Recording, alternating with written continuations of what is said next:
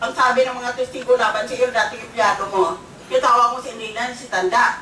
Sino pa bang matanda dito sinalo kong si Enrile? Sabi niya, 89 years old na siya. Pero natin sigurado, baka 99 siya. O baka 109 na siya. Pero kung minsan nag-dementia na yata, lalo na tungkol sa akin. Ngayon, di natural lang na gano'n din ang sagot mo siguro. Si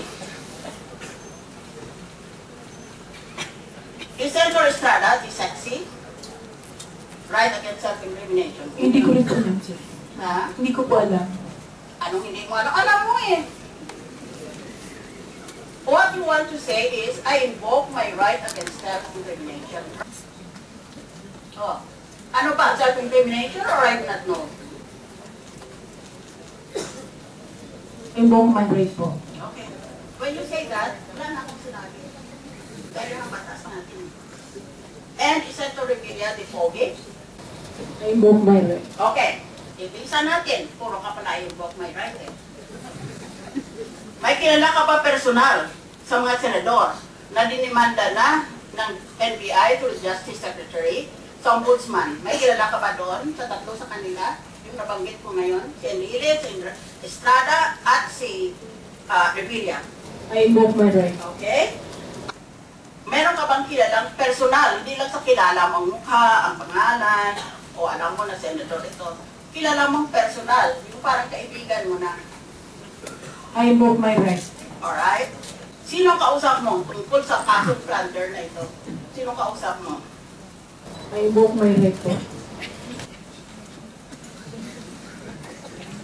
Sino lang kausap mo? Invoke my right.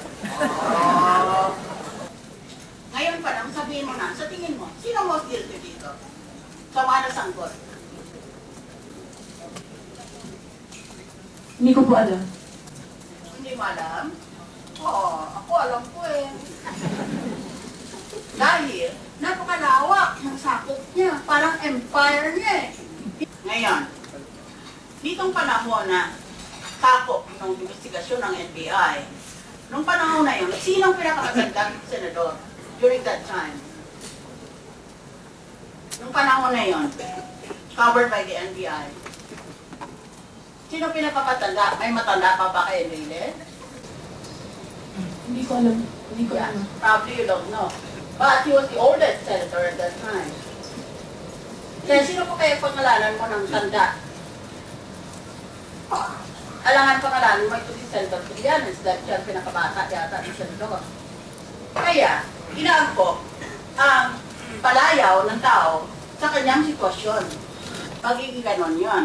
Kaya kung si Enrile ang the most guilty, sabihin mo na ngayon para malibre ka na at hindi ka na niya ipapatay. Alam mo yung taong yan, pag pupunta yan sa bathroom namin dito sa aming senators lang, may gwardiya yan sa bathroom, sa kubeta, na naka-long firearm, assault rifle.